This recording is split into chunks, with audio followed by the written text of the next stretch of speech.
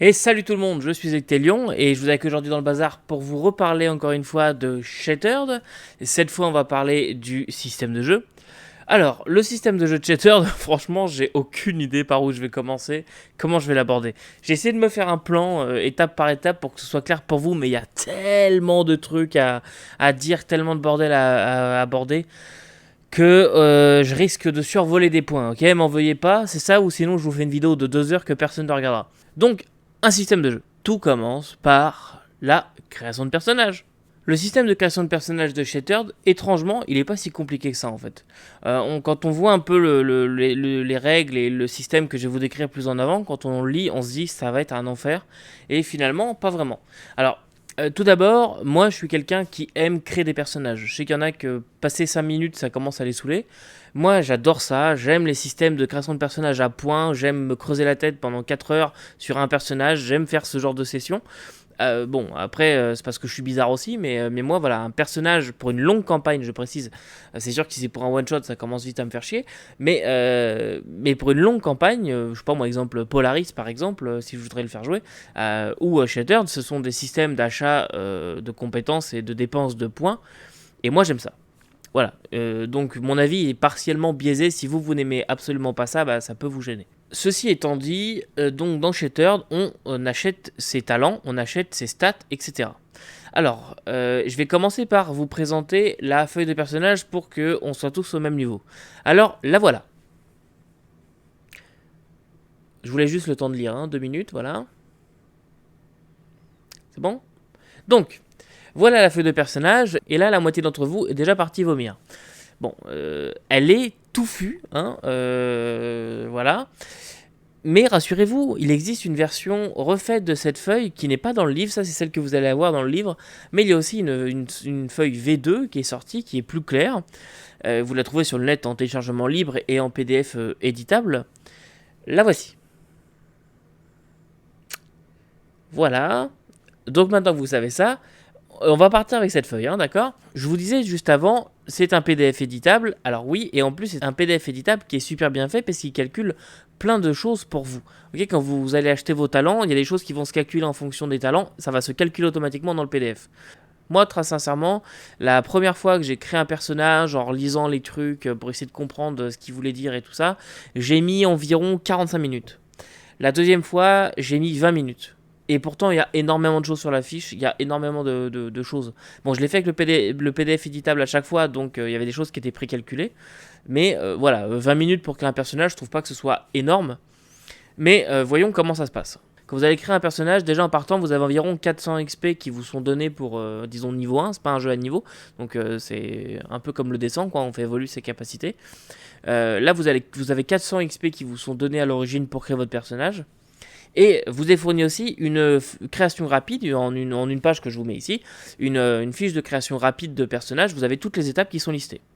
Donc, on va partir on va suivre les mêmes étapes que celle-ci. Vous allez d'abord choisir votre race, et ensuite vous allez choisir vos stats. Donc, vous allez dépenser parmi vos 400 XP des stats, les stats qui sont dans la colonne ici à gauche. Ensuite, vous allez choisir vos stats donc, que vous avez dépensé. Il y a une échelle de progression que je vous mets ici pour savoir niveau 1, niveau 2, etc. Monter de niveau dans ces rangs-là. Donc à chaque fois, ça vous coûte de plus en plus cher. Évidemment, chaque niveau précédent doit être acheté.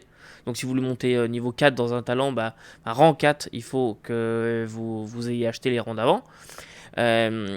Après, vous allez choisir vos stats hors combat.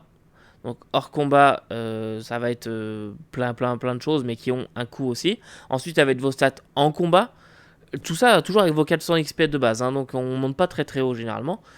Donc en combat, là, vous avez aussi une échelle de progression qui est, me semble de mémoire, la même que hors combat. Et ensuite, la dernière étape d'achat avec ces points-là, ce sont les talents. Et là, il y en a plein, ok? Vous allez avoir les talents en combat, des talents hors combat, donc maîtrise sociale, etc., qui vont vous apporter des bonus dans ces situations-là. Vous allez avoir la magie, donc l'arcana, vous allez avoir les pouvoirs psy. Donc comme je disais, l'arcana, je reviens vite fait là-dessus, c'est la magie de ce monde. Vous avez 2 écoles de magie, la nécromancie et la primaturgie. La primaturgie, c'est la maîtrise des éléments. Donc il y a 2 écoles de magie qui vont vous donner accès à leurs sorts. Plus vous mettez droit là-dedans, plus vous allez faire une magie puissante et plus vous allez pouvoir lancer de sorts de façon tranquille. On reviendra là-dessus dans la partie système de magie. Vous allez avoir les pouvoirs psy qui vont vous permettre de manipuler l'esprit des autres ou de projeter des illusions, des choses comme ça. Vous allez pouvoir aussi acheter les arts martiaux, parce que c'est un jeu dans lequel il y a des arts martiaux. Alors, c'est comme un espèce de sous-système en soi, ça va vous apporter des choses en combat. Ok, par exemple, quand un adversaire se défait du corps à corps, vous pouvez le grab, ce genre de petites choses. Vous allez aussi avoir les talents d'airship, donc ça va être conduire un airship, tirer à la tourelle, le réparer, ce genre de choses. Tout ça, ce sont partie des talents, voilà, qui vont vous apporter des bonus, etc. Ce qui fait que, normalement, ceux qui connaissent un petit peu le milieu du jeu de rôle savent que ça commence à faire peut-être beaucoup de modificateurs. On reviendra là-dessus. Je vous ai mis des exemples, normalement, au montage des talents, des exemples de talents.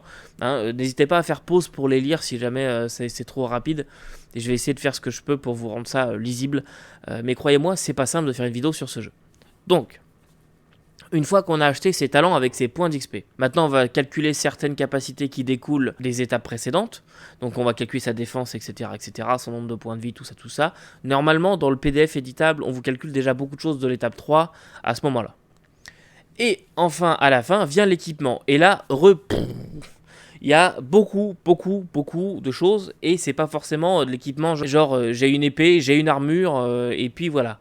Non, là il y a vraiment beaucoup de choses. Ça va effectivement de l'armement, en passant par l'armure, mais aussi aux prothèses. Quand je disais qu'il y avait un peu de transhumanisme, c'est notamment par là. Bon, déjà il y a tout l'aspect drone, donc les robots qui sont déjà pas humains et qui ont déjà atteint, enfin c'est une forme de transhumanisme.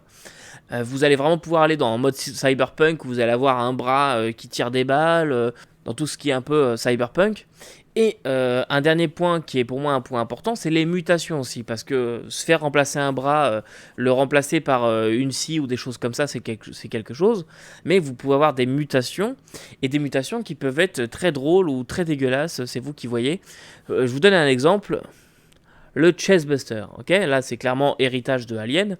Donc pour ceux qui connaissent pas trop l'univers d'Alien, et c'est un fan qui vous parle, dans Alien, le Chestbuster, c'est le premier stade après naissance de l'alien.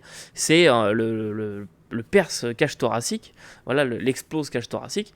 Vous allez avoir une petite bébête qui sort de votre cache thoracique en cassant vos os et en s'extrayant par là, ce qui est évidemment dégueulasse. Et bien là, dans ce jeu-là, vous allez avoir la même chose, sauf que c'est vous qui décidez. Vous le sortez, ça sort. Il fait des dégâts, il fait ses affaires et il re-rentre. Ce qui est évidemment, encore une fois, éminemment dégueulasse. Sauf que là, au lieu de sortir et de partir, la créature reste avec vous. Voilà, donc ça c'est genre de joyeuseté. Donc on peut vraiment y aller en mode soit très normal. Donc on n'achète pas de tout ce qui est arts martiaux, magie et tout, on y va en mode bourrin, on peut prendre une hache et puis on fonce dans le tas, c'est possible. On peut y aller avec un personnage qui va être plus, moi je vais faire un peu de magie, un peu d'arts martiaux, et puis mon bras droit est une énorme lame, par exemple. On peut y aller avec un personnage qui va être full modification cyberpunk. Donc on rentre vraiment dans la modification corporelle en remplaçant des pièces de son corps par de l'équipement mécanisé. Et on peut aussi faire un personnage qui va être complètement mutant. Mais attention, ça n'utilise pas les mêmes points, ok. C'est ça que je veux vraiment insister là-dessus, parce que je me suis senti, moi, un petit peu limité. On me donnait des points, et en fait, je me rendais compte que on pouvait pas mettre 50 points partout, quoi. Faut vraiment bien choisir ses combats. Tout ce qui est achat de talent, achat de stats, achat de skills, on le voit d'ailleurs sur la fiche, hein, c'est un coût en XP. Et à chaque fois que vous gagnez de l'XP, vous pouvez augmenter ça. Tout ce qui est achat de prothèses et de modifications génétiques, ce sont des achats en argent, en notes de crédit, comme ils appellent dans le jeu. Et ces notes de crédit, 500, c'est ce qu'ils vous donnent au départ en création de personnages rapides. C'est vraiment pas beaucoup, hein. C'est genre un pistolet peut vous coûter 497. Hein. Donc ça peut vraiment vite partir, il faut bien penser ses affaires. Moi j'ai créé les personnages pour la partie test qu'on a fait. J'en ai créé un sur les 4 parce que j'ai pris 3 autres pré-tirés qui sont fournis. Je vous les montrerai après, mais il y a des pré-tirés de fournis si vous voulez juste tester. Moi j'en ai pris 3 et le 4e joueur voulait jouer un drone spécifiquement et donc je lui ai fait un drone sur mesure et je me suis servi de lui pour faire une création de personnage réfléchie et pour le coup ça a bien été, mais c'est vrai qu'on peut vite se sentir ah merde j'aimerais bien prendre ça mais ça coûte trop cher, etc., etc. Voilà. Mais pour résumer, la création de personnage c'est 20 minutes quand on sait à peu près ce qu'on fait et il y a beaucoup de choses. Voilà, vous pouvez vraiment faire un personnage qui vous plaît à la base. Passons maintenant au système de jeu hors combat, que vous compreniez ça sert à quoi de mettre des points dans les skills et dans les stats et tout ça. Le système hors combat de Shattered est pas forcément très compliqué et en même temps il est pas forcément simple non plus. C'est assez particulier. Je peux pas vous dire c'est un jeu à D100, c'est un jeu à D20, c'est un jeu à D10 ou quoi que ce soit. C'est un système bien particulier qui est le multi-die system. Donc le système à dés multiples. Ce qui veut dire que vous allez jeter plusieurs sortes de dés en fonction d'une chose, en fonction de vos rangs, dans vos capacités, dans vos skills et dans vos stats. Si je prends par exemple Strength, eh bien dans Strength, j'ai une colonne Rank, j'ai une colonne Rating. Alors ce rating est déterminé généralement en fonction des rangs de compétences du dessus. Donc là pour Strength, ce sera, mettons que j'ai 2 en Rank, le rating sera de 2 aussi. Et les skills en dessous découleront, donc ils auront tous déjà un rating de 2. Et si je mets des points dans ces skills-là, leur rating augmentera d'autant de points. Donc par exemple, si j'ai Strength à 2, je vais regarder dans la colonne rating, ça va me donner donc mon chiffre qui va être dans ce cas-là 2. Je vais aller regarder au milieu de la fiche que je vais essayer de mettre ici. C'est toujours très pratique en faisant la météo. Mais voilà, vous avez la petite colonne ici, le petit encadré noir qui vous dit, qui vous donne les concordances. Donc par exemple 2, vous regardez 2, c'est 1 des 6. Donc vous allez jeter 1 des 6. Et ce 1 des 6, le MJ va devoir le comparer dans le cadre d'une action qui ne représente pas une difficulté fixée à l'avance. Par exemple, un cadenas a besoin a un UC de 20, on reviendra là-dessus après. Mais dans le cadre d'une action où c'est le MJ qui détermine la difficulté, lui il a un tableau de correspondance en disant voilà, si ton joueur il a un rating de 2, donc il va jeter un des 6. Une action facile, il faut qu'il batte 3 ou plus. Une action moyenne, il faut qu'il batte 4 ou plus. Et une action difficile, il faut qu'il batte 5 ou plus. Voilà, donc à chaque fois que vous jetez un dé, il faut d'abord dire votre rating au MJ ou que lui les ait sous les yeux, parce qu'il faut qu'il aille regarder dans le petit tableau pour savoir c'est quoi le chiffre à battre, parce que s'il vous dit faut que tu battes 18 avec un D6, ça peut être vite compliqué, en sachant qu'on n'ajoute pas de stats ou de je sais pas quoi. Il n'y a que vos talents qui peuvent parfois vous apporter un bonus ou des choses comme ça. Alors ça c'est pour les jets à difficulté disons variable qui sont fixés par le MJ sur l'instant. Et ensuite, vous avez des choses qui ont des difficultés fixées à l'avance. Par exemple, la porte de l'appartement que vous essayez de cambrioler a un UC de 10. Et bien là, le MJ doit aller regarder dans le tableau et que tu jettes un D4, un D6, un D8 ou un D10, les valeurs seront fixes. Il ne peut pas dire, toi avec ton D4, tu vas pouvoir l'ouvrir. En fait, quelqu'un qui a un D4 ne va jamais pouvoir forcer la porte de cet appartement puisque l'UC est beaucoup trop élevé pour sa maigre compétence. Ok, ça gère comme ça. Donc dans ce cas-là, moi ce que je vous conseille de faire, c'est simplement de y aller narrativement, de ne pas faire le jet de dés, que le joueur au bout d'un moment il va comprendre que pour lui c'est impossible. Ouais, t'essayes, mais tu sens que ça force, c'est une technologie que tu comprends pas, quelque chose comme ça. Pour pas faire des jets de dés un peu inutiles. Je me suis un peu fait avoir pendant la partie de test au début avec ça. Après, quand c'était vraiment impossible, je leur disais directement le résultat parce que au début j'étais genre merde, c'est moi qui comprends pas quelque chose, il y a un UC de 10 sur le coffre à ouvrir, je me souviens plus ce que c'était, mais il y avait un UC puis en fait j'étais un D4, ouais mais il faut que tu fasses 10 ou plus. Comment tu veux faire 10 ou plus avec un D4? Donc voilà, ça c'est pour les jets en fait standard hors combat, c'est pas beaucoup plus compliqué que ça finalement. C'est toujours soit le MJ détermine une difficulté, vous regardez dans votre rating, le MJ va voir dans sa table, va faire la correspondance et va déterminer la difficulté et voir si vous le battez avec votre dé. Soit elle est déterminée par lui au moment de l'action, et là un peu tout le monde a sa chance, donc j'ai un rating de 4, ok, 4, ok, il faut que tu battes tel chiffre, vous le dites pas évidemment, mais après ça vous permet de savoir s'il l'a battu juste en jetant son petit dé. Voilà. Et comme vous pouvez le voir sur la table, on augmente de dés, on jettera jamais des dés au-dessus du D10. Vous voyez par exemple, à partir du rang 5, ça devient 1 D10 plus 1 D4, et ça va aller comme ça. Vous n'allez jamais jeter 3 D20, 18 D6, non. Vous voyez de façon sur la table, ça va au maximum jusqu'à un rating de 20, et c'est 5 D10 au plus que vous allez lancer comme dés. Donc c'est pas non plus un jeu avec des pelles de dés. Ça peut quand même s'y approcher, on est à la limite je trouve, 5 des 10 c'est limite pour moi, mais voilà, c'est pas forcément beaucoup plus compliqué que ça hors combat. Passons maintenant à la partie en combat. Le système en combat de Shattered révèle tout son crunch à ce moment-là. Alors, à la lecture, on se dit sincèrement, qu'est-ce que c'est que cette merde? Comment je vais pouvoir m'en sortir? Il y en a beaucoup trop et je comprends rien. En jeu, on se dit, enfin moi je me suis dit en tout cas, en fait ça passe plutôt bien, c'est plutôt fluide. Mes joueurs n'étaient pas là en train de chercher pendant 10 000 ans en se demandant quoi faire et tout ça, ça a été vraiment tout seul. Alors j'ai pas joué avec des perdreaux de l'année, mais ce ne sont pas des joueurs d'expérience, 20 ans d'expérience, habitués avec des jeux ultra compliqués, Shadowrun première édition, pour eux c'est tous les matins au petit déjeuner. Non, pas du tout, c'est des joueurs normaux, voilà, comme vous, comme moi, comme n'importe qui pour certains ont débuté le jeu de rôle il y a 3 ans à peine, et pourtant ils y sont très bien arrivés. Donc je vous propose d'y aller étape par étape, et comme dans tout jeu, le combat commence par l'initiative. Et bien, dans Shattered, vous allez lancer l'initiative pour le groupe. Donc chaque joueur va lancer son initiative, qui est leur rating de perception, plus les bonus si jamais ils ont des talents et tout ça. Donc, vous, encore une fois, on regarde dans la colonne rating, ça nous donne le DHT, on jette ce dé-là, et ça vous donne un résultat. Par exemple, j'ai un D8 en initiative, je jette mon D8. Tout le groupe fait ça, on additionne tous les dés d'initiative, ça donne un pool. Par exemple, le groupe de joueurs à 30, les adversaires, eux, jettent l'initiative aussi, on additionne le tout, mettons, eux, ils ont 27, c'est donc aux joueurs de commencer en premier. Une fois que ça c'est fait, il n'y a pas de tour dans le sens joueurs, les joueurs agissent les uns après les autres et les ennemis les uns après les autres. C'est complètement libre. On sait juste qu'il y a 2 groupes d'initiatives, il y a les joueurs, les adversaires. Ça peut être aussi inversé, suivant qui a le plus gros pool de points. Donc, une fois que c'est fait, qu'on sait qui commence, les joueurs sont libres de décider de l'ordre dans lequel ils vont agir. Mais ils peuvent agir les uns après les autres, puis revenir à celui d'avant, etc.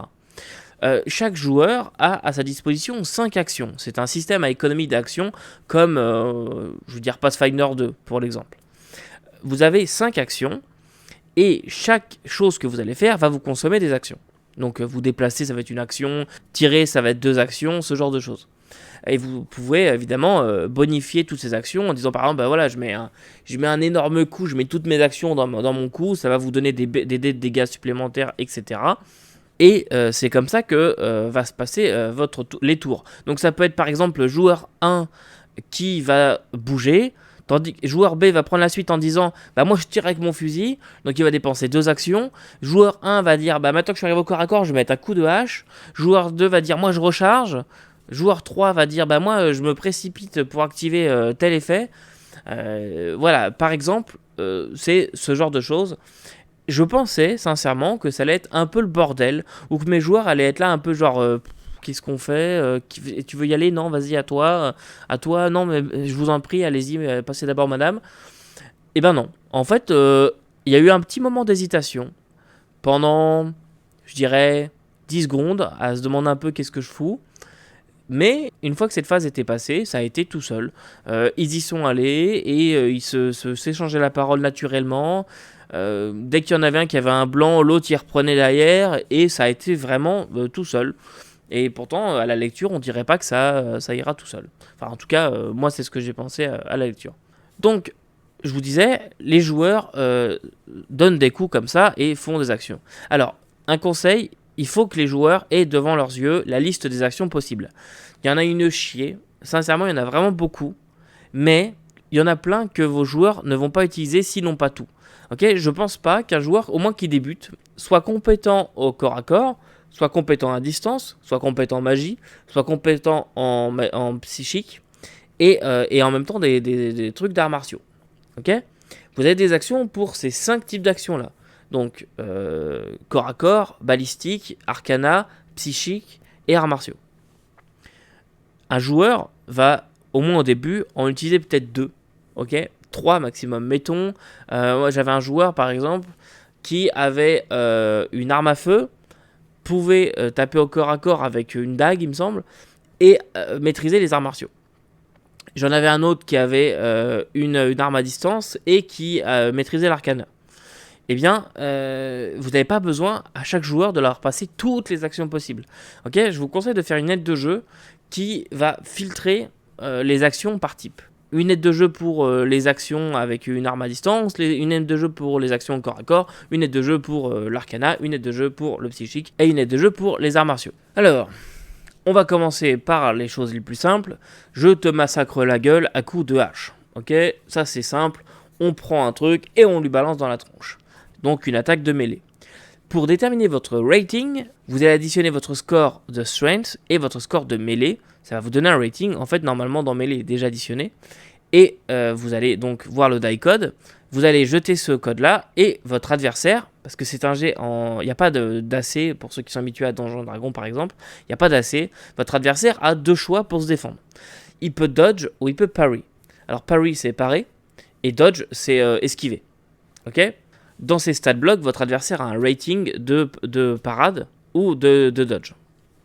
Et il va jeter le dé en opposition, en sachant que votre adversaire ne peut que une fois par attaque adverse parer ou dodge. Okay, si vous l'attaquez 2 fois, donc avec 2 fois 2 actions, vous pouvez l'attaquer 2 fois, il ne pourra en parer ou en dodge qu'une seule.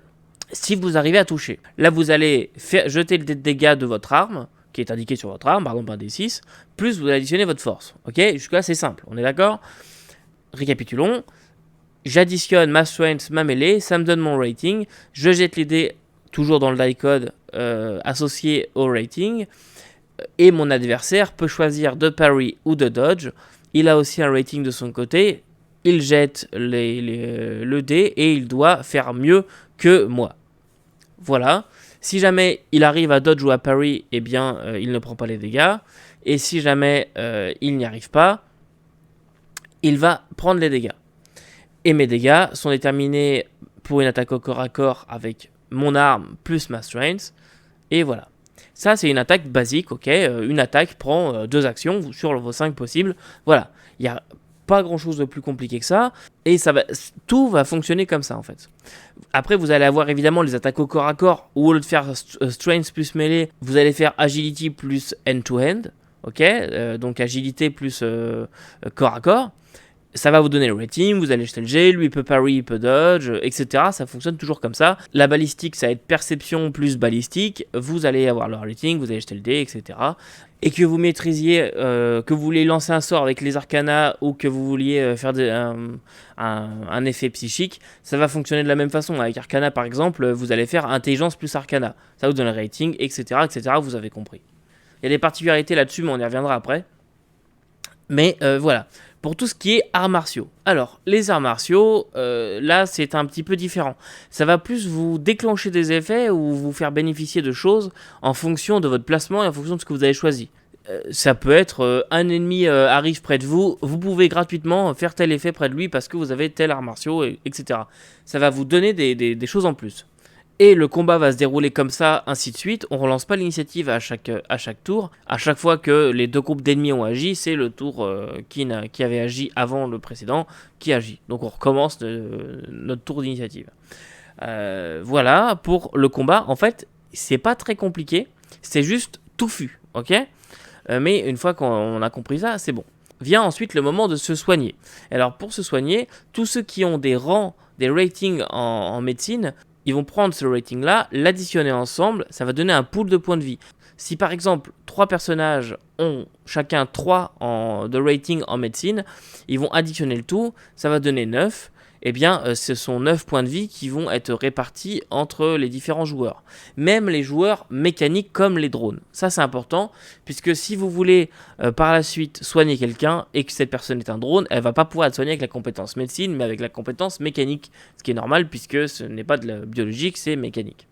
Voilà, mais en ce qui concerne la fin du combat, c'est simplement une répartition de points de vie bête et méchante. Il n'y a pas d'histoire de jet de médecine ou quoi que ce soit. Non, c'est juste, voilà, on prend tout ce qui est en médecine et on répartit à tout le monde. Voilà pour la partie en combat. Donc, récapitulons.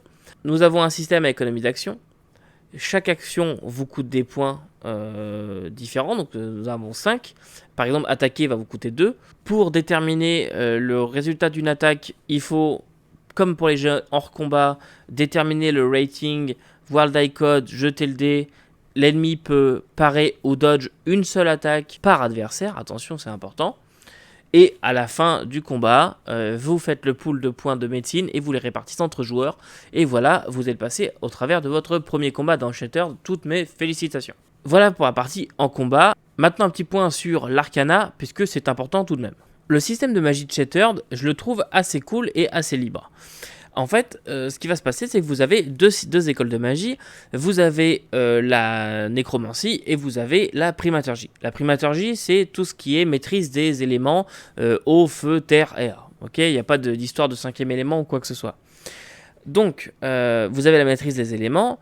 Et on va vous donner des exemples de choses. Par exemple, un Arcana Blast, voilà, vous allez avoir un trait de quelque chose qui va partir. Ce quelque chose, vous allez le décider. Si tu as envie de faire le Karcher en envoyant un gros jet d'eau, tu vas faire un Arcana Blast avec de l'eau. Si tu as envie que ce soit du feu, ce sera du feu. Il n'y aura pas d'autres effets liés à l'élément, mais ce sera le même effet pour tout le monde en fonction de l'élément que tu veux utiliser. Donc tu peux le personnaliser déjà d'une certaine façon comme ça. Et ensuite, tu vas pouvoir le personnaliser aussi dans sa puissance. Alors là, il faut d'abord que je revienne un petit peu en arrière. Dans le système de magie, vous n'avez pas un nombre de slots de sorts comme on peut le voir par exemple dans D&D. Vous n'avez pas de sorts par niveau en disant tu peux utiliser cantrip à volonté et 2 sorts de niveau 1 quand tu es niveau 1, un sort de niveau 1 et 2 sorts de niveau 2 quand tu es niveau 3, ce genre de choses. Dans Shattered, vous avez en fait 2 choses. Vous avez le spell power et vous avez les overcasting points. Alors, le spell power, c'est la puissance magie nécessaire pour lancer un sort. Par exemple, tout à l'heure, je vous donnais l'exemple de l'Arcana Blast. Eh bien, c'est un spell à 1 SP, donc 1 spell power, ce qui veut dire qu'il vous faut au minimum 1 spell power dans votre feuille de personnage. Donc, il faut que votre personnage maîtrise au moins l'Arcana au rating 1. Et ces spell power vont aussi définir vos overcasting points. Il me semble que c'est x2 de mémoire, je sais plus trop là, mais je crois que c'est x2. Donc par exemple, je vais avoir un spell power pour 2 overcasting points. Alors, ce qui va se passer, c'est que avec un spell power, je vais pouvoir caster tous les sorts qui sont avec un coût de 1 SP, ok, de façon illimitée dans la journée. Donc je vais faire Arcana Blast par exemple, je vais faire 1d6 de dégâts sur mon Arcana Blast. Ok, très bien. Mettons que vous échouez à former ce spell. Vous allez prendre un overcasting point, ok, c'est un point de fatigue magique, on va dire, ok.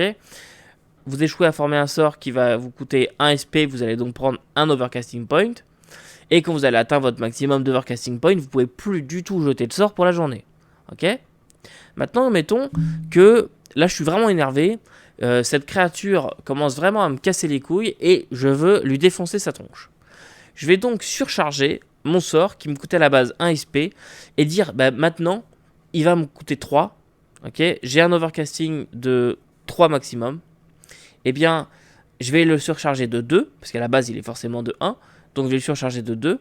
Le sort va me dire add 1d6 par exemple, donc je vais pouvoir lancer 3d6 de dégâts si je réussis mon sort.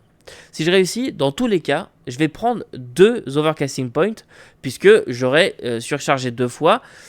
Et donc, je vais me fatiguer pour le surcharger. Je vais prendre 2 overcasting points sur mes 3 maximum, par exemple. Ok. Mettons que j'aurais échoué complètement mon action. J'aurais donc pris 3 overcasting points, puisque j'ai mon point parce que mon sort a échoué, et j'ai aussi 2 points parce que je l'ai surchargé. Et là, j'aurais été out pour la journée. Voilà, donc on peut surcharger comme ça et prendre des contre-coups qui nous fatigue, et on ne pourra plus par la suite abuser de la magie. C'est quasiment tout ce qu'il y a à savoir sur la magie, ça fonctionne comme ça dans le système. C'est un truc que j'ai trouvé très sympa personnellement à utiliser. C'est un système que je trouve fluide, classe, pas compliqué à comprendre. Je veux dire, Elio qui était le joueur dans la partie a compris ça tout seul très bien. Juste, on a eu quelques questions au début sur pourquoi add un D6, parce qu'en fait il n'y a pas de dé de départ, parce qu'à chaque fois que tu es à un niveau tu add un D6, voilà. Mais sinon il a compris tout seul comment ça marchait, et franchement ça a été vraiment bien. Elio, si tu regardes cette vidéo, n'hésite pas à me dire en commentaire, à me faire ton retour. En tout cas, pour moi personnellement, c'est un système que j'ai vraiment bien aimé voir en jeu, et qui est rentré tout seul. Et c'est pareil pour à peu près tout en fait. Un dernier point sur l'Arcana, c'est que par la suite, vous allez pouvoir mixer les deux types de magie si vous maîtrisez les deux. Ok ? Alors, je rentre pas dans les détails, je vous laisserai lire le livre, mais sachez que vous pouvez mixer la primaturgie et la nécromancie. Je vous laisse imaginer les horreurs que ça peut faire.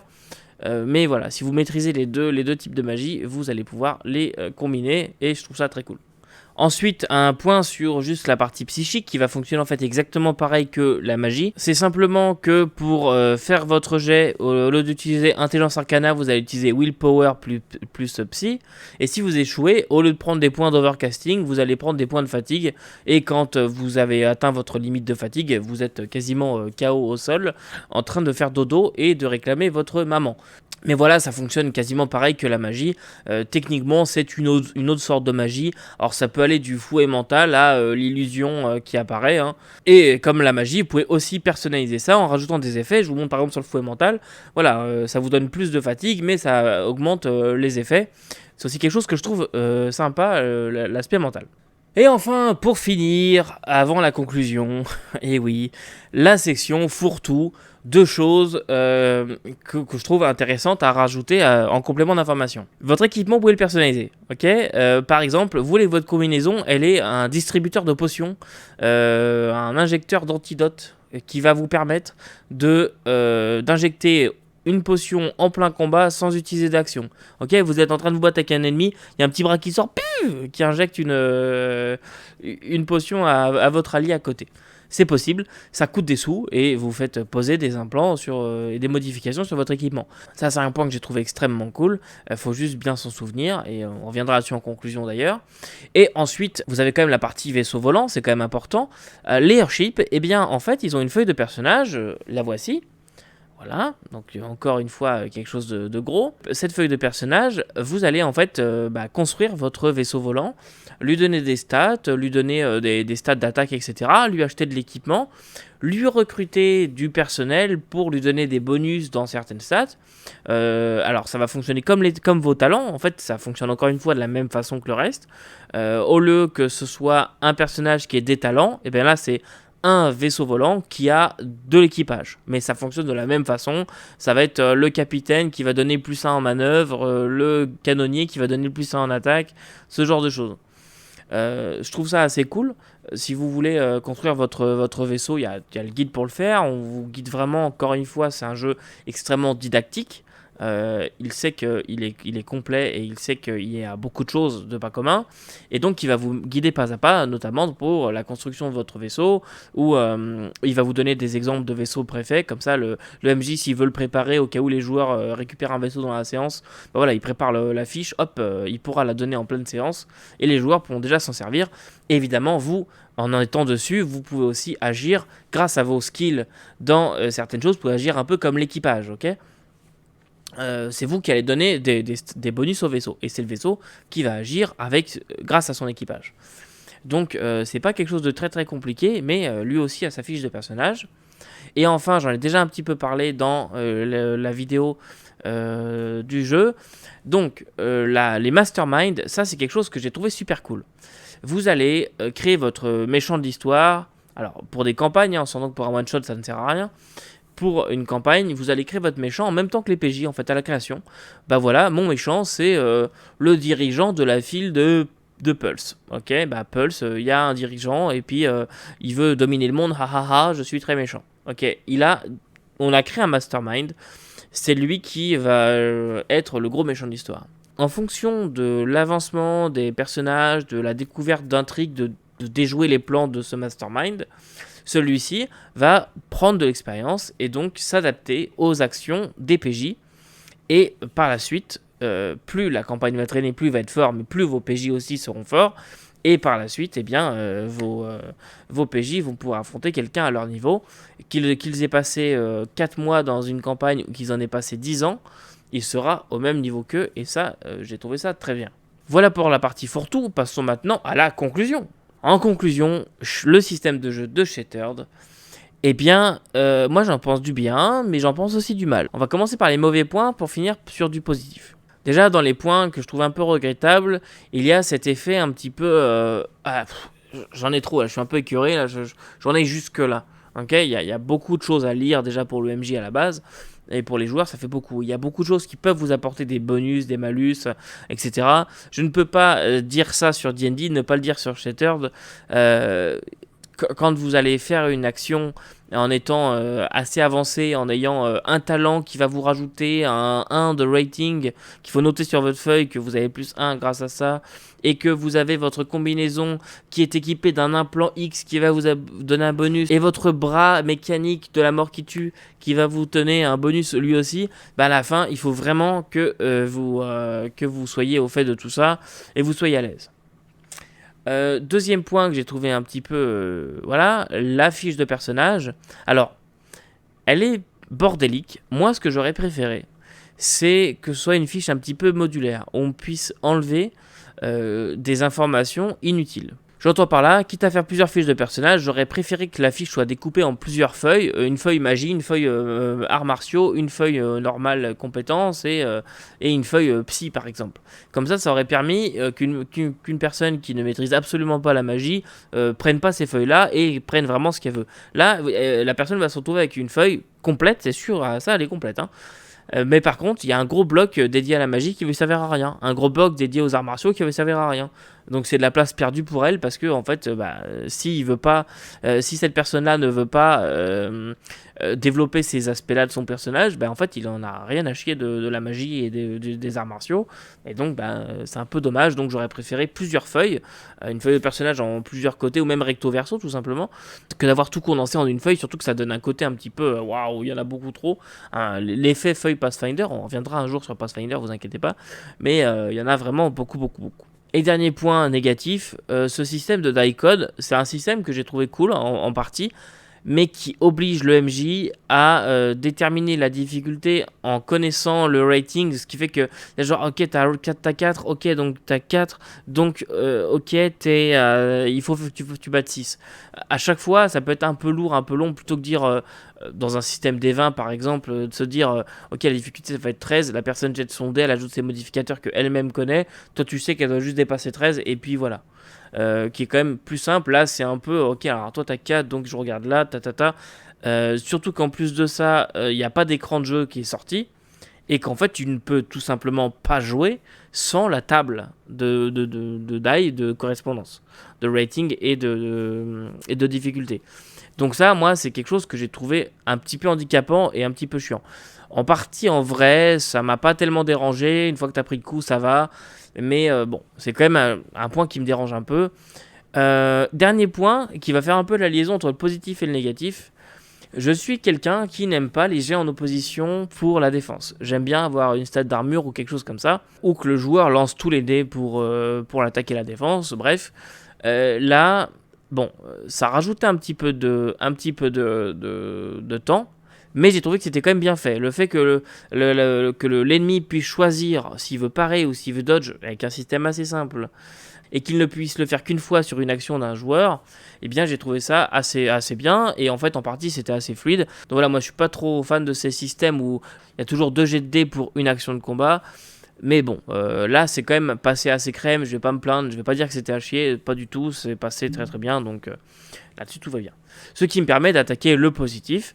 Le positif, pour moi, tout d'abord, c'est la façon dont vous êtes guidé, tout est très bien expliqué. Ça fait partie de la maquette, se référer à l'autre vidéo, mais là c'est vraiment toujours super bien expliqué. On vous prend toujours par la main sur toutes les étapes, ça c'est cool.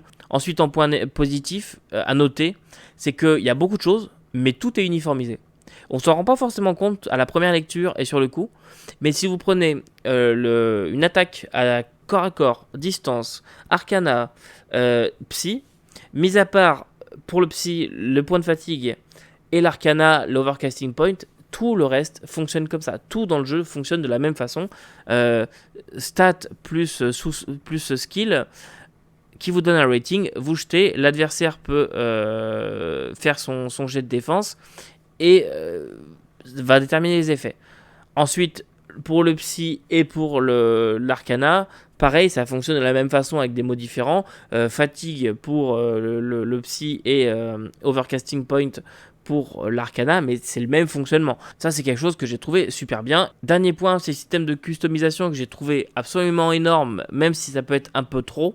Parce que en fait techniquement on peut faire un personnage qui nous plaît vraiment. Si j'ai envie de faire un mec avec un bras cybernétique, un chestbuster et une armure qui a des caméras sur les côtés, je peux le faire. J'ai trouvé ça super de pouvoir le faire. Après, ça donne beaucoup de modificateurs, beaucoup de crunch sur une action, se référer au point un peu négatif. Mais le fait de pouvoir le faire, c'est quelque chose que moi j'aime bien. J'aime pouvoir faire un personnage qui me plaît de A à Z. Et enfin, pour finir, le fait qu'un airship fonctionne de la même façon qu'un personnage, j'ai trouvé ça génial parce que en fait, ça rajoute pas de complexité. Sur le coup, quand on lit, on est là genre oh mon Dieu Seigneur, encore un autre système pour gérer le vaisseau et ça va être un bordel pas possible. Non, ça gère comme un personnage. Il a des stats. Pour faire telle ou telle action, il doit jeter les dés. Et les personnages qui sont dessus ou l'équipage réagit et lui donne des bonus en fonction de la situation. Et en fait, c'est absolument pas compliqué quand on a compris le système. Voilà, donc en conclusion, Shattered, c'est tout ce que j'en ai à vous dire. On doit déjà être à peu près 4 heures de rush. Là, je vais m'amuser au montage, ça va être l'enfer. Mais je pense avoir fait un tour assez complet du système de jeu. Dites-moi, ceux qui l'ont lu, si vous l'avez lu, si j'ai oublié des choses majeures, je pense pas. Ceux qui ne l'ont pas lu, dites-moi si j'ai été assez clair, j'espère en tout cas. Eh bien moi, voilà tout ce que j'avais à vous dire sur le système de jeu de Shattered. Si jamais vous avez des questions ou des remarques, dites-le moi en commentaire. Si vous voulez qu'on en discute, venez plutôt sur Discord. Ça vous permettra aussi de vous inscrire aux parties de test si ça vous intéresse.